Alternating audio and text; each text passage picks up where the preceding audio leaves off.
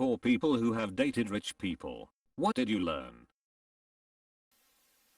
My ex was having problems with roommates at university. Her parents bought a $300,000 condo for her to stay at while she finished her degree, 2 years. They sold it for a profit immediately after. I can't imagine not only being able to solve my problems with money, let alone make more off of them.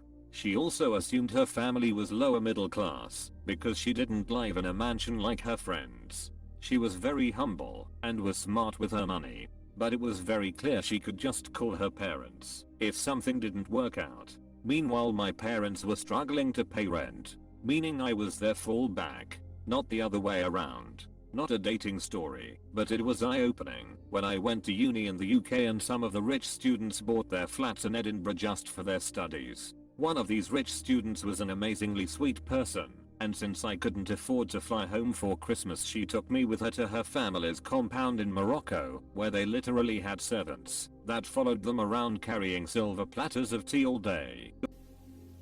Dated a man who didn't work, lived off of a trust fund. Oddly, since he could afford nearly anything, nothing had any value. He'd buy a $400 KitchenAid mixer and burn it up making Christmas candy the first week. If he decided to make more candy, he'd just go buy another $400 mixer. Nothing meant particularly anything to him. I'm just impressed someone broke a KitchenAid. I'm pretty sure that thing would win a fight vs my house's foundation. Edit. A lot of people have a lot of opinions on this brand of stand mixer. The one I bought for my household is a tank and has served us well since we got it. I was just trying to make a joke. I really don't care if they use plastic gears and not metal now, or if some other brand is even better.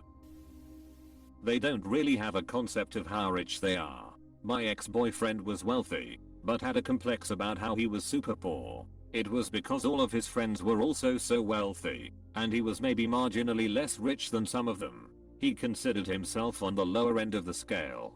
They don't really have a point of reference for how poor some people are. When we were together, I was living on a food budget of £50 a month, and he absolutely could not wrap his head around how a person could spend that little. I lived with a horrendously rich friend. His family are aristocracy in his home country. One thing I've noticed about him is that he's completely incapable of grasping that if I stop working, I just stop being able to eat. He was confused about why I was worried about taking a week off work, and didn't understand I was worried I'd lose money. He seemed to think that most people work because they choose to, because he's never had to work. I have a friend like this who is insanely rich, would always say, I grew up in the poorest part of Beverly Hills.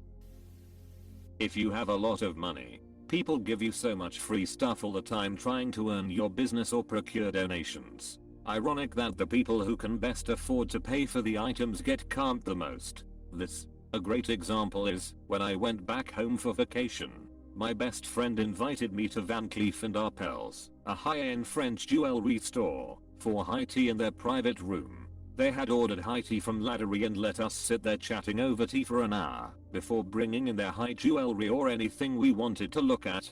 I realized they did this because my friend had purchased a $300,000 necklace. A couple months later, she was invited to New York City on an all-expenses-paid trip, flights, hotel, Michelin star restaurants, private driver etc. to view their full high jewelry exhibit.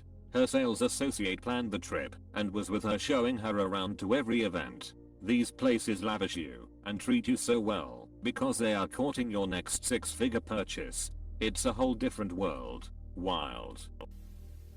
My wife's family has no concept of what a workday is. To never have to open Workday again. Now that's the dream. Workday is the shittiest piece of software I've ever had to use. Goddamn, I hate it. You don't like having 8,000 logins for different employers all using Workday? How much easier it is to make money when you already have money. I once had a rich coworker find out I was pretty broke. I was working at a very fancy retreat as a student, so was surrounded by rich people working for fun.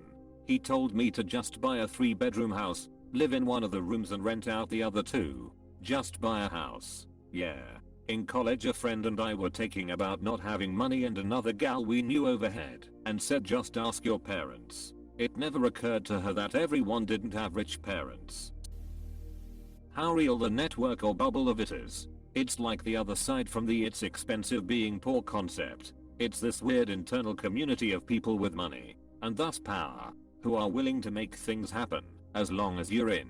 I mean, I would meet people at a fundraiser or something, and 5 minutes later, they're happy to make a call that will get me a job at some huge firm. Or like, my then boyfriend would say, "Let's go this concert. Tickets are $180, but it's okay, but a friend's parents have a box, so we'll just join them." Or even one time the dishwasher in our flat broke, but we didn't have to pay a dime for repairs, because his friend from high school's parents own the building, so they're fixing it for free as a favor. Yep, even having rich friends makes a difference, giving you access to that special network. I learned just how productive having money can be. Something needs to be fixed/replaced. We can afford to. Want to do something fun or adventurous? Sure, let's do it now. Want to eat healthier? We can afford all the ingredients. Like, what do you mean your life isn't slowed down by a million different things that need fixing/upgrading/replacing/saved for? I worked for a rich couple for a while, and that was what made the biggest impression on me. If there was a problem, it was fixed. Simple as that. No hand-wringing about the cost. No sleepless nights wondering how they'd survive with this latest setback. No weeks or months of sacrificing to save up the money. No arguments over finances. No letting the problem get worse because we just can't afford to fix it right now. And no agonizing decisions about which bills we can pay this month and which we should ignore. If there was a problem, it was fixed, and fixed well. Simple as that. I'm not even jealous of how much money they had. Just how well they must sleep at night compared to my poor ass.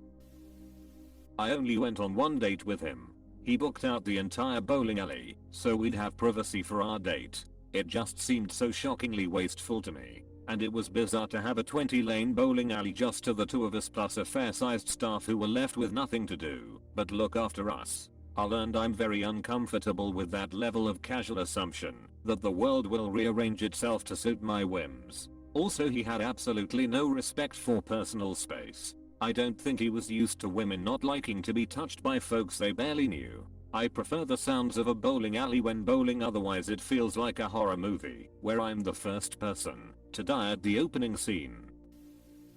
I've thought about this a lot as someone who grew up poor, but has been in a number of relationships with women from upper or upper middle class castes. I think what it boils down to is that they have a kind of certainty in the idea that things will work out for them that I don't.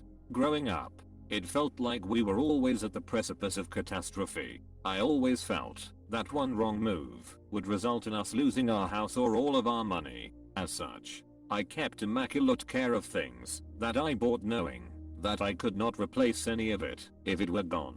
The women I've been in relationships with, though, seem to have none of this fear. They always assume that things will work out. Plans don't need to be made because there's always some way to solve a problem with money. Objects don't get much respect because they are always readily replaceable. I always think about Nick Carraway's quote from The Great Gatsby: "They were careless people. Tom and Daisy, they smashed up things and creatures and then retreated back into their money or their vast carelessness or whatever it was that kept them together, and let other people clean up the mess they had made." Apostrophe. I do pretty well these days, but grew up poor, and even now I still feel like being poor again is a foregone conclusion. Dated a girl for 3 years who came from old money. She was fine, but her family was beyond out of touch with the real world. They were nice people, but incredibly removed from the rest of the world. They looked at me like I was zoo animal in the sense that they were so curious about my life/family. They'd ask me what it was like going to public school, how my parents immigrated. They were baffled that not everyone had vacation homes or traveled a lot. The most interesting thing is that old money is much more powerful than new money. They belonged to these clubs that consists of other rich families, and the influence they had was mind-blowing. Want to build a factory in an area not zoned for it? Within a week that was changed. Damn. Classism even exists between rich people. My ex-wife had a grandfather that was a multi-millionaire. Christmas time at their house was like being in another world. All of the different family members would try to get a moment with the king and kissed her as much as possible. I spent my time down on the ground playing with my kids and was happy to get out of there. About a week or two after the second Christmas I got a phone call from Grandpa.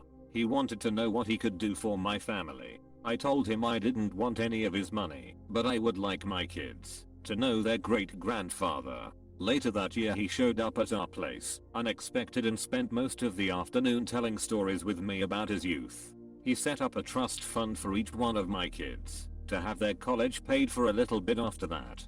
He told me out of all of his in-laws I was the only one that never asked him for anything but to be himself. He didn't have any concept of saving money. It was always just there because his money was always earning money. Having money was an income stream of itself. Also, he had no concept of how much anything cost. Was going to get some groceries for dinner and he gave me $300 to pick up some basics. Here's $100. Go see a Star Wars. Grew up poor, now middle class, and at 18 dated a super rich guy. First thing I noticed was the food. Not just quantities, but I also discovered so much food, like oyster, fresh fish, olives. Things my parents could never buy. I also had to learn etiquette. My parents brought me up well. I read books all the time, was a decent student and well-behaved kid. But the way his family interacted was so different. I had to learn a lot of unwritten rules that I wasn't aware of. I think in the end, what I actually learned was that even though my childhood was rough, the amount of stress of not having enough money has probably impacted me for life. I valued my parents so much more. Once I had seen what life was like for rich people, I was just so proud of my family for making it work with so much less. I also had to learn etiquette. This isn't mentioned enough, especially with old money. Weird things like how you place your silverware on the plate after finishing means different things. They can tell almost instantly you don't belong. They don't know how to cut back because they only knew the good life. No, sweetheart. We don't need 3 vacations a year when you are unemployed. Quality really does make a difference in everything from clothing to ingredients. I grew up poor-ish, had stable shelter and clean, used clothes, but anything else was a struggle. I had a friend in college whose dad was a VP at a major box store. They were doing alright. The first time I went to her house, she suggested having a sandwich to hold us off until dinner time. Her regular snack was prosciutto and arugula on ciabatta with a finishing drizzle of balsamic vinegar. I had only seen those words in a fancy cookbook. Edit, for all of you who needed to say that that's not fancy, then I'm glad you've had a different life with more early opportunities than I did. It was fancy to 18-year-old me, whose idea of a ham sandwich was Carl Buddig on store brand bread.